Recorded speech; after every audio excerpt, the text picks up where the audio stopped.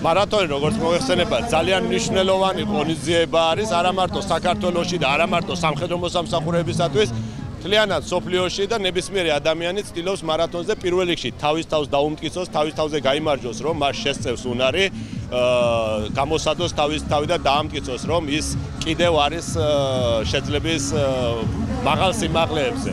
ამ გარბენში საქართველოს შეიარაღებული ძალების მონაწილეობა არის ძალიან მნიშვნელოვანი, გამომდინარე იქედან, რომ ჩვენს საზოგადოებას, ქალაქს ვაჩვენოთ, რომ ჩვენ მათთან ერთად ვართ, შეგვიძლია ვირბინოთ მათთან ერთად და მივიტანოთ მნიშვნელოვანი მესიჯი, რომ ჩვენ ისინი გვიყვართ და მათთან ერთად ვართ ფინიშის ხართან.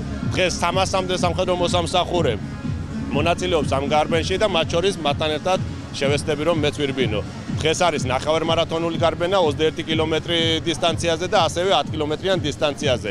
შეიარაღებულ ძალებს ყავს სამხედრო მოსამსახურეები ორივე დისტანციაზე. პირველ რიგში მნიშვნელოვანია ჩვენი ქვეყნისთვის, სადაც მეახლოებით 10,000-მდე მოქალაქე ღებულობს მონაწილეობას, მათ შორის 20% არის საქართველოს შეიარაღებული ძალებიდან. და რაც მე შევნიშნე, ყველა პირველებმა მოვირბინეთ.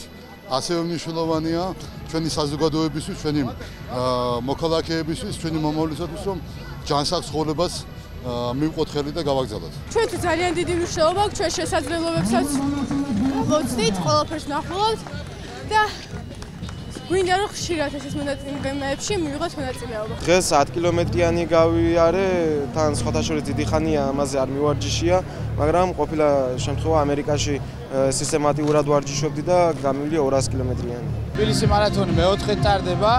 წელს განსხვავებული ფორმატია, ესე რომ ვთქვა, დიდი დღესასწაული გვაქვს, იმიტომ რომ ქალაქის ცენტრში ტარდება. ქალაქის ცენტრალურ ქუჩებზე ძალიან ბევრი ხალხია, ბევრი მონაწილე გვყავს. ჩვენ ყოველთვის მივესალმებით თავდაცვის ჩართულობას ამ ღონისძიებაში, იმიტომ რომ ყოველთვის დიდი შემადგენლობით არიან ხოლმე წარმოდგენილები.